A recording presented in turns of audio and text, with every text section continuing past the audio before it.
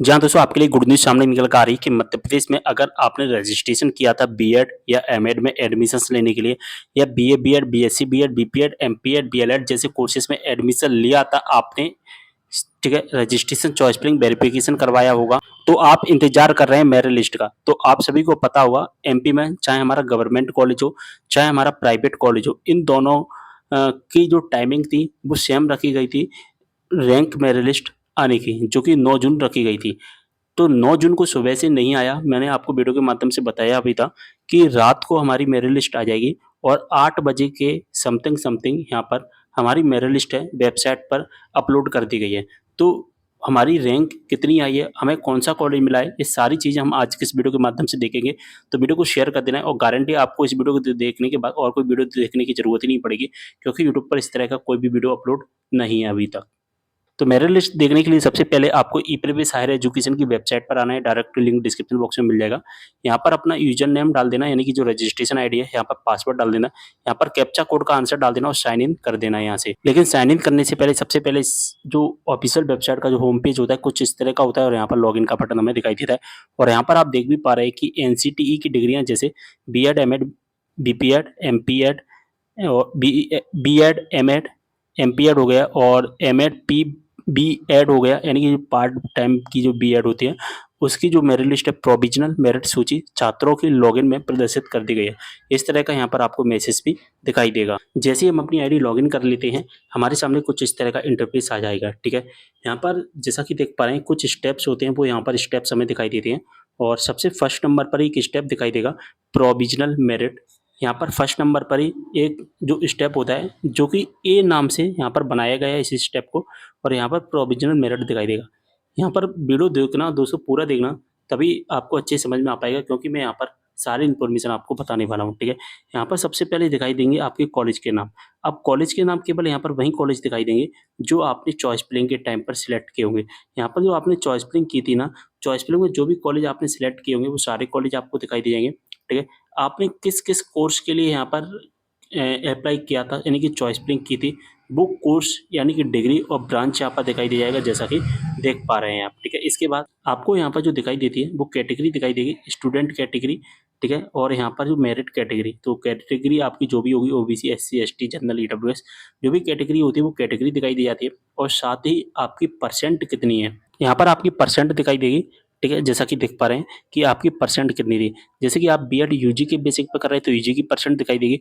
अगर आप पीजी के बेसिक पर कर रहे हैं, बीएड या एमएड जो भी कोर्सेज कर रहे हैं, तो वो आपको यहाँ पर वो परसेंट दिखाई देंगे। या बीए, बीएड जैसे कोर्सेज होते हैं जो 12th के बाद होते हैं, तो 12th की परसेंट यहाँ पर दिखाई देगी। तो ये सारी चीज़ें आपको समझ में आ गई होगी।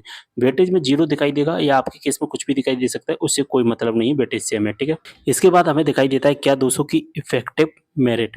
इफेक्टिव मेरिट दिखाई देगा। इफेक्टिव मेरिट में भी हमें हमारी परसेंट दिखाई दी जाएगी या आपको यहाँ पर इफेक्टिव मेरिट में कुछ ऊपर नीचे परसेंट दिखाई दे सकती है, यानी कि जो आपकी यूजी या पीजी की जो परसेंट है उस परसेंट के अकॉर्डिंग ऊपर नीचे का मतलब क्या है कि 1% ऊपर या 1% नीचे दिखाई दे सकती है या 2% ऊपर नीचे दिखाई दे सकती है। तो इससे कोई मतलब नहीं है, हमें जो मतलब है वो मैं आपको बताऊंगा, वो है हमारी मेरिट रैंक इन कॉलेज। तो यहाँ पर दिखाई देगा मेरिट रैंक इन कॉलेज और यहाँ पर आपको दिखाई देती है रैंक, ठीक है। तो यहाँ पर 9 जून को जो लिस्ट आने वाली थी ना, वो केवल और केवल जो लिस्ट आने वाली है वो रैंक मेरिट लिस्ट आने वाली है, ना कि कट ऑफ लिस्ट, ठीक है। कट ऑफ लिस्ट तो हमारी 12 तारीख को आएगी। आज 9 तारीख को हमारी कौन सी लिस्ट आई है, वो मेरिट लिस्ट आई है यहाँ पर, ठीक है। अब यहाँ पर दोस्तों दिखाई देगा सभी के साथ में अलग अलग दिखाई देगा, जैसे कि इसमें इस कॉलेज में 119, इस कॉलेज में 81, इसमें 113, इसमें 85 दिखाई दे रहा है, इसमें 641, इसमें 158, इसमें 395, इसमें 181। तो इस तरह से अलग अलग नंबर आपको दिखाई दे रहे हैं। तो दोस्तों मैंने आपको पहले ही बताया था इन नंबर का जो मतलब होता है ना, वो होता है रैंक। यह रैंक का मतलब क्या होता है कि हमारी कॉलेज में पोजीशन कितनी है और उस कॉलेज में कितने स्टूडेंट ने रजिस्ट्रेशन किया है और उन स्टूडेंट के अकॉर्डिंग हमारी पोजीशन कितने नंबर पर है, वो हमारी रैंक कहलाती है। देखिए आपको नहीं आया होगा समझ में, चलिए एक बार और मैं आपको बता देता हूँ। देखिए ये जो कॉलेज है हमारा, इस कॉलेज में हमारी 119 रैंक है। 119 रैंक का मतलब क्या है कि 69.43 पर हमारी इस कॉलेज में कितनी रैंक है, 119 रैंक है। 119 का मतलब क्या है कि 119 पर हमें और 119 से पहले 118 है, यानी कि 118 स्टूडेंट हमसे पहले हैं। जैसे कि आप रीजनिंग में एक चैप्टर रैंकिंग का चैप्टर पढ़ते होंगे, ठीक है? तो उसमें रैंकिंग बताया जाता है कि हमारी रैंकिंग इतनी है और हमसे ऊपर या हमसे आगे कितने लोग हैं। तो इसी तरह से आप समझ सकते हैं कि 119वें नंबर पर हमें और हमसे पहले कितने लोग हैं 118, यानी कि समझ सकते हैं कि 69.43% पर हमारा नंबर 119 पर आया है।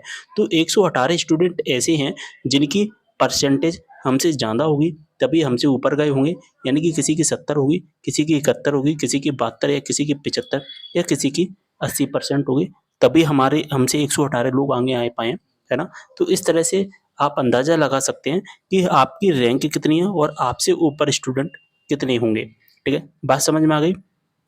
जैसे कि एक कॉलेज है हमारा, जैसा कि देख पा रहे हैं, एक कॉलेज है हमारा, इसमें 181 नंबर है। 69.43% पर 81 रैंक है, यानी कि 81 रैंक का क्या मतलब हुआ? हम 81वें नंबर पर हैं, हमसे पहले 80 लोग होंगे, तो उनकी परसेंट ज़्यादा होगी, किसी की 70 होगी, किसी की 71 होगी, किसी की 72 होगी या किसी की 73 या किसी की 75 होगी।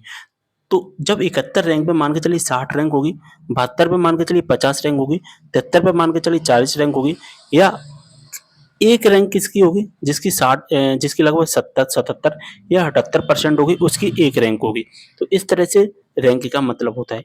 चल ठीक है, बात समझ में आ गई। जैसे कि 158 है, तो 69.43 पर 158 रैंक गई है, तो 157 स्टूडेंट हमसे आगे हैं। तो इस तरह मतलब होता है रैंक का, ठीक है? अब आप सोचोगे कि आपको कॉलेज मिलेगा या नहीं मिलेगा। मान के चलिए इस कॉलेज में जो 81 रैंक आई है, इस कॉलेज में मान के चलिए आपकी कितनी सीटें हैं? 50 सीटें हैं, ठीक है? मैं एक एग्ज़ाम्पल बता रहा हूँ कि इस कॉलेज में 50 सीटें हैं, ठीक है? 50 सीटें हैं और स्टूडेंट कितने हैं? 81 स्टूडेंट। तो 50 सीटें हैं यहाँ पर, स्टूडेंट 81 हैं, तो यहाँ पर जो 81 स्टूडेंट हैं, इसमें से 50 स्टूडेंट ऐसे होंगे जिनकी सबसे ज़्यादा परसेंट होगी, तो इन्हीं 50 स्टूडेंट को यहाँ पर ले लिया जाएगा, ठीक है? यहाँ पर ले लिया जाएगा, लेकिन फर्स्ट राउंड में सभी स्टूडेंट को एक साथ में नहीं लिया जाता है। फर्स्ट राउंड में कैसे क्या करेंगे, मान के चलिए 50 सीटें हैं, तो 81 स्टूडेंट तो उन्हें 69.3 तक मिल चुकी हैं। अब 50 यहाँ पर सीट हैं, 50 स्टूडेंट अभी ले लेंगे, तो फर्स्ट राउंड में ही सीटें मिल जाएँगी, तो ऐसा नहीं करेंगे। तो फर्स्ट राउंड में क्या करेंगे, केवल और केवल 20 स्टूडेंट को ले लेंगे, और जिनकी सबसे ज़्यादा 20 स्टूडेंट ऐसे होंगे जिनकी परसेंट सबसे ज़्यादा होगी, उनका नाम यहाँ जाएगा। अब इस प्रकार से सेकंड राउंड आएगा, तो सेकंड राउंड में मान के चलिए फिर से 20 स्टूडेंट ले लेंगे, तो 20 स्टूडेंट की सबसे ज़्यादा परसेंट होगी, उनको ले लेंगे। तो इस तरह से लिया जाता है। ये केवल और केवल हमारी रैंक है, ना कि हमारा कट ऑफ है। अब कट ऑफ कितना जाएगा कॉलेज का, वो तो वो आपको 12 तारीख को ही पता चलेगा, लेकिन कट ऑफ जाएगा कैसे, वो मैंने आपको बता दी है, ठीक है? तो इस तरह से आप अंदाज़ा लगा सकते हैं। अब हमें पता कब चलेगा, कॉलेज कब मिलेगा, वो मैंने आपको बता दिया। अब दोस्तों, आपको केवल और केवल इंतज़ार करना है कि आपको कौन-सा कॉलेज मिलेगा, वो 12 तारीख को ही पता चलेगा, और कोई काम करने की आवश्यकता नहीं है। ये केवल और केवल रैंक है, आपको ज़्यादा पैनिक होने की ज़रूरत नहीं है, ठीक है? और आपकी रैंक कितनी आई है कॉलेज वाइज़, आप मुझे कमेंट के माध्यम से बताना। आप कमेंट में कैसे बताओगे? आप अपने कॉलेज का नाम लिखना, अपनी परसेंट लिखना और रैंक लिखना, ठीक है? इससे क्या होता है ना दोस्तों, कि मुझे कुछ नहीं है, हमारे साथ-साथ जो स्टूडेंट होंगे, आपके साथ-साथ जो स्टूडेंट होंगे, उन स्टूडेंट को ये पता चल जाएगा कि इस कॉलेज में इतनी परसेंट पे इतनी रैंक गई है। और स्टूडेंट को ये भी पता चल जाएगा, मान के चलिए एक कॉलेज है, इस कॉलेज में मान के चलिए 10 स्टूडेंट हैं, तो 10 स्टूडेंट अगर आपका वो कमेंट देख लिया, तो उनको ये पता चल जाएगा कि हाँ, इस कॉलेज में 71% वाले, 72% वाले और 73% वाले भी स्टूडेंट हैं। तो आप एक-दूसरे की मदद कर पाओगे कमेंट करने के माध्यम से। तो कमेंट करके ज़रूर बताना कि आपकी रैंक कितनी है। सबसे पहले कॉलेज का नाम लिखना, इसके बाद में यहाँ पर अपनी परसेंट लिखना, इसके बाद रैंक रैंक लिखना, ठीक है? जिससे आप सभी एक-दूसरे भाई-बहनों की भाई-बहनों की मदद हो सकेगी, पता चल सकेगा कि कितनी रैंक कितनी परसेंट पर गई है, ठीक है? एक बात और मैं बता दूँ कि जितनी ज़्यादा परसेंट होती है, रैंक उतनी ही कम जाती है, और जितनी कम रैंक जाएगी, उतना ही ज़्यादा चांस होता है हमारा कि हमें कॉलेज अलॉट किया जाएगा, ठीक है? बात समझ में आ गई? तो वीडियो को ज़्यादा से ज़्यादा शेयर कर देना। मैंने ज़्यादा से ज़्यादा चीज़ें आपको समझाने की कोशिश की है।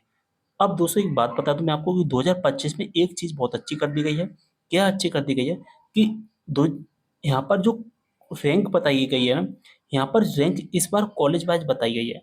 इस बार रैंक कॉलेज वाइज़ बताई गई है, लेकिन 2024 तक क्या होता था, यहाँ पर 2024 तक यहाँ पर ऑल ओवर रैंक बताई जाती थी, यहाँ पर कॉलेज वाइज रैंक नहीं बताई जाती थी। जैसे कि 2024 का एक डेटा है मेरे पास, यहाँ पर टोटल स्टूडेंट कितने हैं, 75,000 स्टूडेंट ने रजिस्ट्रेशन किया था, उस 75,000 में रैंक कितनी गई है ये बताया गया है, ना कि कॉलेज वाइज रैंक बताई गई है।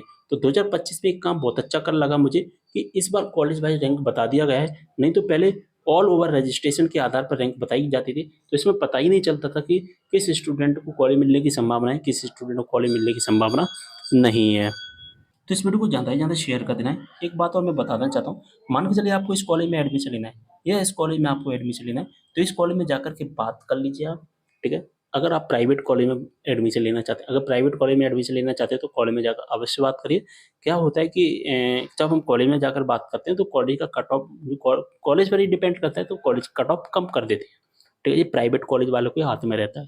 तो वहाँ पर जाकर आप बात कर लेना, पैसों के बारे में भी बात कर लेना कि कितने पैसे लगेंगे पहले ही तय कर लेना, अन्यथा फिर क्या होता है बाद में आपको परेशानी होगी, फिर क्या है ना बाद में ज़्यादा पैसे भी माँग या डिमांड कर सकते हैं। तो उम्मीद कर रहा हूँ सारी चीज़ें समझ में आ गई होंगी। ज़्यादातर चीज़ें मैंने आपको समझा दी हैं, फिर भी अगर आपको ऐसा लगता है कि कोई भी डाउट है हमारे मन में तो कमेंट ज़रूर करना। मिलते हैं अगली वीडियो में एक और जानकारी के साथ, तब तक के लिए बाय।